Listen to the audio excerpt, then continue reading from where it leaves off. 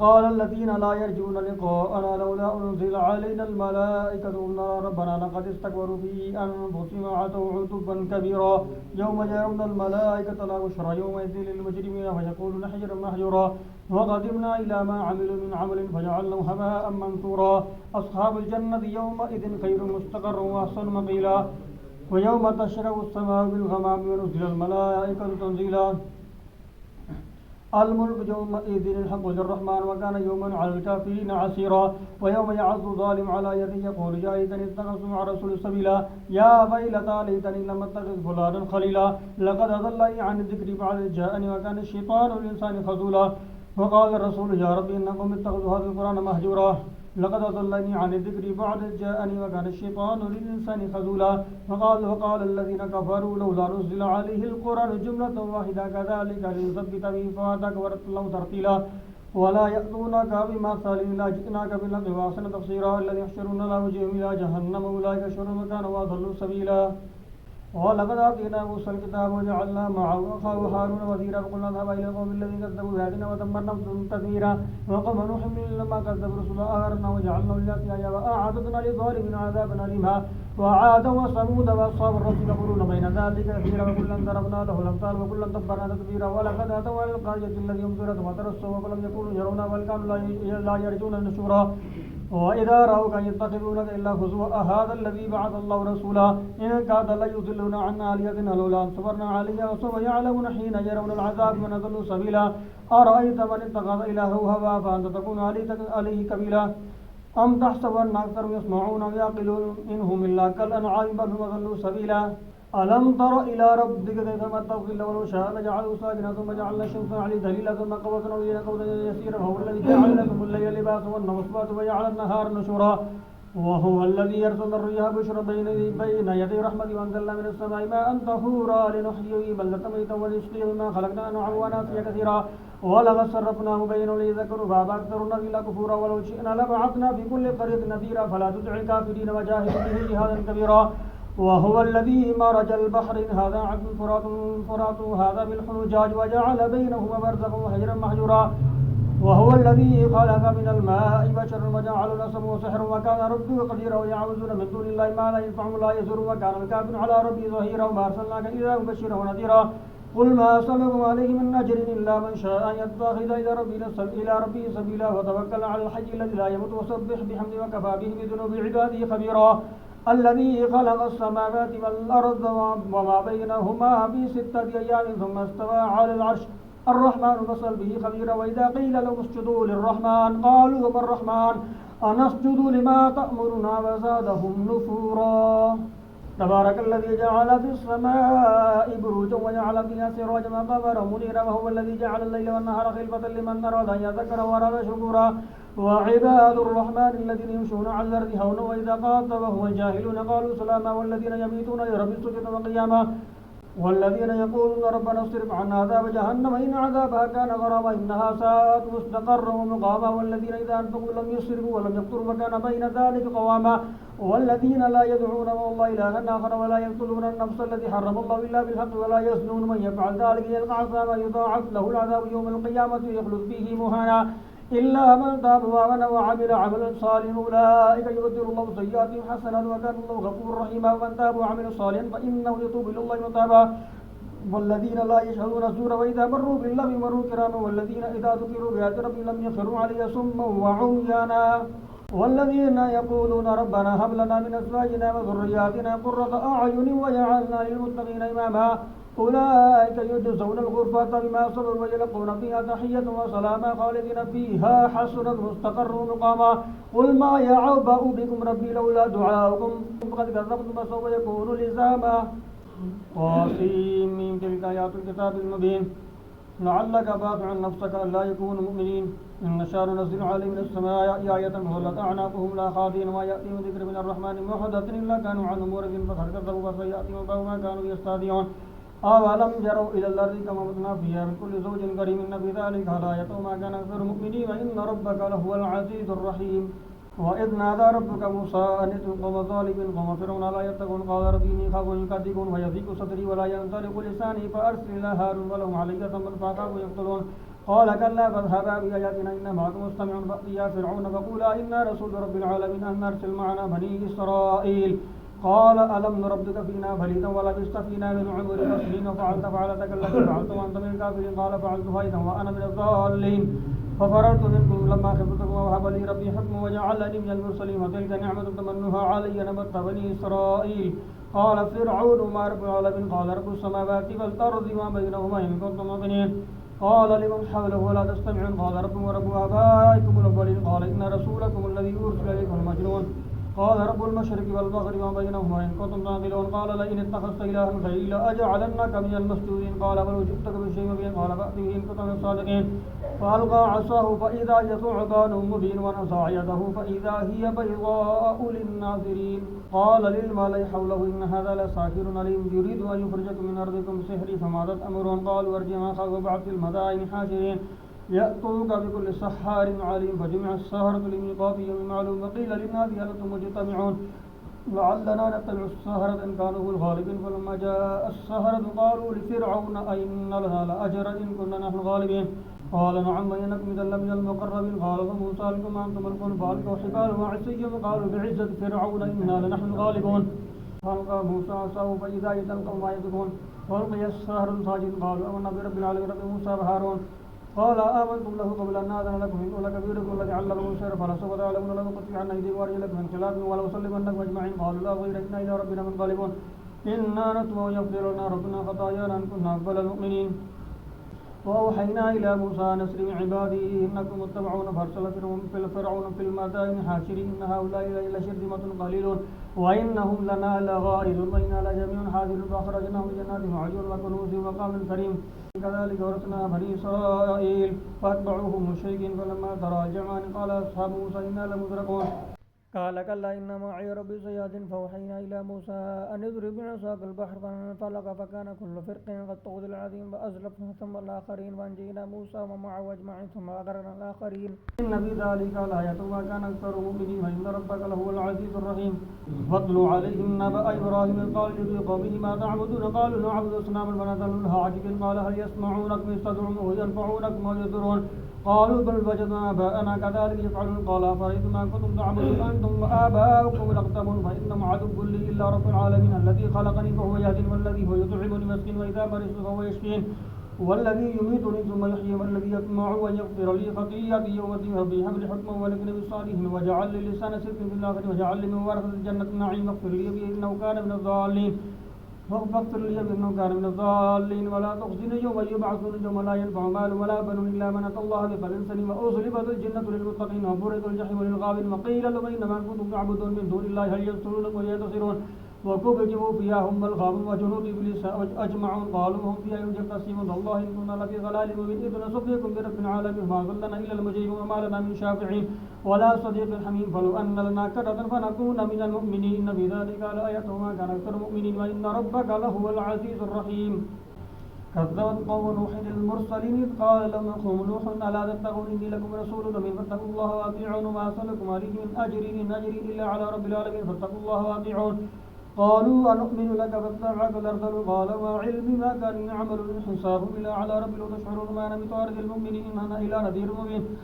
قالوا لئن لم تنته يا نوح لتكونن من المرجومين قال رب إن قومي كذبوا فافتح بيني وبين فتحا ونجني ومعي من المؤمنين فأنجيناه ومن معه في الفلك مشحون ثم أغرقنا بعض الباقين في ذلك الآية وما كان أكثر المؤمنين وإن ربك له العزيز الرحيم كذبت عاد المرسلين إذ قال لهم أخوهم هود ألا تتقون إني لكم رسول أمين فاتقوا الله وأطيعون وما أسألكم عليه من أجر إن أجري إلا على رب العالمين أتبنون بكل ريع آية تعبدون وتتخذون مصانع لعلكم تخلدون فإذا بطشتم جبارين فاتقوا الله وأطيعون واتقوا الذي يمدكم ما تعلمون وأمدكم بأنعام وبنين وجنات وعيون إني أخاف عليكم عذاب يوم عظيم قالوا سواء علينا أبعثت أم لم تكن من الواعدين إن هذا إلا خلق الأولين ما نحن بمعذبين فكذبوا فأهلكناهم إن في ذلك لآية وما كان أكثر مؤمنين وإن ربك لهو العزيز الرحيم كذبت ثمود المرسلين إذ قال لهم أخوهم صالح ألا تتقون إني لكم رسول أمين فاتقوا الله وأطيعون ما أسألكم عليه من أجر إن أجري إلا على رب العالمين أتتركون فيما هاهنا آمنين في جنات وعيون وزروع ونخل طلعها هضيم وتنحتون من الجبال بيوتا فارهين واتقوا الله وأطيعون ولا تطيعوا أمر المسرفين الذين يفسدون في الأرض لا يصلحون قالوا إنما أنت من المسحرين ما أنت إلا بشر مثلنا فأتي بآية إن كنتم صادقين قال هذه ناقة الله شرب ولكم شرب يوم معلوم ولا تمسوها بسوء فيأخذكم عذاب يوم عظيم فعقروها فأصبحوا نادمين فأخذهم العذاب إن بذلك لآية وما كان أكثر المؤمنين وإن ربك لهو العزيز الرحيم كذبت قوم لوط للمرسلين إذ قال لهم قوم لوط لا تتقون إني لكم رسول من فاتقوا الله وأطيعون ما أسألكم عليه من أجري إلا على رب العالمين أتأتون الذكران من العالمين ما تذرون ما خلق لكم ربكم من أزواجكم بل أنتم قوم عادون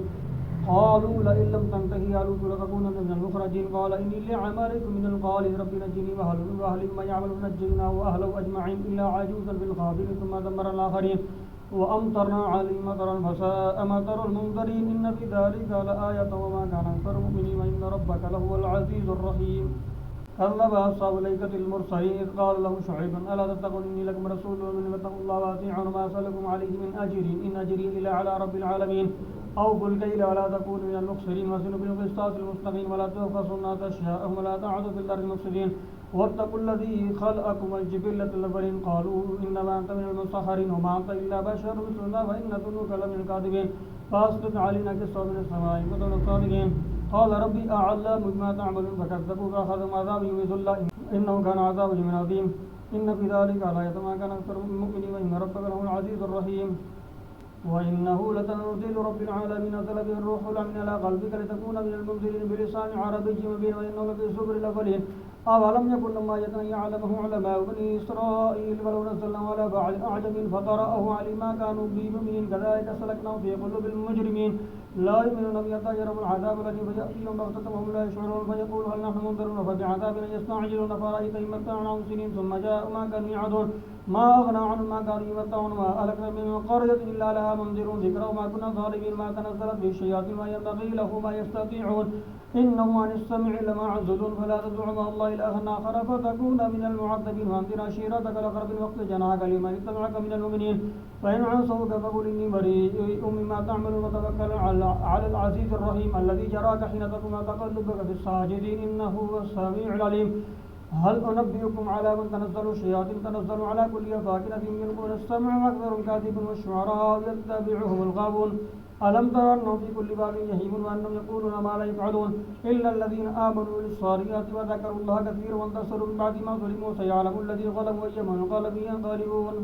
قاسين تلك آيات القرآن وكتاب مبين هدى وبشرى للمؤمنين الذين يقيمون الصلاة ويؤتون الزكاة هم بالآخرة هم يوقنون إن الذين لا يؤمنون بالآخرة زينا لهم أعمالهم يعملون أولئك الذين لهم سوء العذاب هم في الآخرة هم الأخسرون وإنك لتلقى القرآن من لدن حكيم عليم قال موسى لأهله إني آنست نارا سآتيكم منها بخبر وآتيكم بشهاب قبس لعلكم تصطلون ولما جاءها نودي أن بورك من في النار ومن حولها وسبحان الله رب العالمين يا موسى إنه الله العزيز الحكيم وألق عصاك فلما رآها تهتز كأنها جان ولا مدبرا ولم يقل يا موسى لا تخف إني لا يخاف لدي المرسلون إلا من ظلم ثم بذل حسن ما سوء فإني غفور رحيم وأدخل يدك في جيبك تخرج بيضاء من غير سوء في 9 آيات إلى فرعون وقوم إنهم كانوا قوم فاسقين ولما جاءتهم آية بصيرة قالوا هذا سحر مبين وجاهدوا بها واستيقنتها أنفسهم ظلما وعلوا فكيف كان عاقبة المفسدين ولقد آتينا داود وسليمان علما وقال الحمد لله الذي فضلنا على كثير من عباده المؤمنين وورث سليمان داود وقال يا أيها الناس علمنا منطق الطير وأوتينا من كل شيء هذا لهو الفضل المبين وحشر لسليمان جنود من الجن والإنس والطير وهم يوزعون حتى إذا أتوا على باب النمل قالت نملة يا أيها النمل ادخلوا مساكنكم لا يحتمنكم سليمان وجنوده وهم لا يشعرون فتبسم ضاحكا من قولها فقال ربي أوزعني أن أشكر نعمتك التي أنعمت علي وعلى والدي وأن أعمل صالحا ترضاه وأدخلني برحمتك في عبادك الصالحين وتفقد الطير فقال ما لي لا أرى الهدهد أم كان من الغائبين لو عذبنه عذابا شديدا أو لأذبحنه أو ليأتيني بسلطان مبين ومكث غير بعيد فقال أحط ما لم تحيط به وجئتك من السماء بنبأ يقين من الأمر بحولكم وأوتيت من كل شيء ولا عرش عظيم وجدتها وقومها يسجدون للشمس من دون الله وزين لهم الشيطان أعمالهم فصدوا عن السبيل فهم لا يهتدون ألا يسجدوا لله الذي يخرج الخبا في السماوات والأرض ويعلم ما تخفون وما تعلنون الله لا إله إلا هو رب العرش العظيم قال سننظر أصدقت أم كنت من الكاذبين اذهب بكتابي هذا فألقه لم ثم تولى عنه فانظر ماذا يرجعون قالت يا أيها الملأ إني ألقي إلي كتاب كريم إنه من سليمان وإنه بسم الله الرحمن الرحيم ألا تعلوا علي وأتوني مسلمين قالت يا أيها الملأ أفتوني في أمري ما كنت قاطعة أمرا حتى تشهدون قالوا نحن أولو قوة وأولو بأس شديد والأمر إليك فانظر ماذا تأمرين قالت إن الملوك إذا دخلوا قرية أفسدوه وجعلوا أعزة أهلها أذلة فكذلك يفعلون وإني مرسلة إليهم بهدية فناظرة بما يرجع المرسلون فلما جاء سليمان قال أتمدونني بمال فما آتاني الله خير مما آتاكم بل أنتم بهديتكم تفرحون ارجع إليهم فلنأتينهم بجنود لا قبل لهم بها فلنخرجنهم منها ذلة هم صاغرون قال يا أيها الملأ أيكم يأتيني بعرشها قبل أن يأتوني مسلمين قال عفريت من الجن أنا آتيك به قبل أن تقوم من مقامك فإني عليه لقدير عميم قال الذي عنده علم من الكتاب يناديك به قبل أن يرتد إليك طرفه فلما راه مستقرا عنده قال هذا من فضل ربي ليبلوني أأشكر ومكفر ومن شكر فإنما يشكر لنفسه ومن كفر فإن ربي غني كريم قال نكروا لها عرشها ننظر تهتدي أم تكون من الذين لا يهتدون ولما جاءت قيل أهكذا عرش قالت كأنه هو وأوتينا العلم من قبلها وكنا مسلمين وصدها ما كانت تعبد من دون الله إنها كانت من قوم كافرين قيل لها ادخل الصرح فلما رأت وصفت الحجة وكشفت عن ساقيها قال إنه الصرح ممرد من قوارير قال ربي إني ظلمت نفسي فأسلمت مع سليمان لله رب العالمين ولقد أرسلنا إلى ثمود أخاهم صالحا أن اعبدوا الله فإذا هم فريقان يختصمون قال يا قوم لم تستعجلون بالسيئة قبل الحسنة لولا تستغفرون الله لعلكم ترحمون قالوا اطيرنا بك وبمن معك قال طائركم عند الله بل أنتم قوم تفتنون وكان في المدينة 9 رهط يفسدون في الأرض ولا يصلحون قالوا تقاسموا بالله لنبيتنه وأهله ثم لنقولن لوليه ما شهدنا مهلك أهله وإنا لصادقون ومكروا مكرا ومكرنا مكرا وهم لا يشعرون فانظر كيف كان عاقبة مكرهم أنا دمرنا مكرهم أجمعين فتلك بيوتهم خاوية بما ظلموا إن في ذلك لآية لقوم يعلمون وأنجينا الذين آمنوا وكانوا يتقون ولوطا إذ قال لقومه أتأتون الفاحشة وأنتم تبصرون أئنكم لتأتون الرجال شهوة من دون النساء بل أنتم قوم تجهلون وما كان جواب قومه إلا أن قالوا اخرجوا آل لوط من قريتكم إنهم أناس يتطهرون فأنجيناه وأهله إلا امرأته قدرناها من الغابرين وأمطرنا عليهم مطرا فساء مطر المنذرين قل الحمد لله وسلام على عباده الذين اصطفى الله خير أما يشركون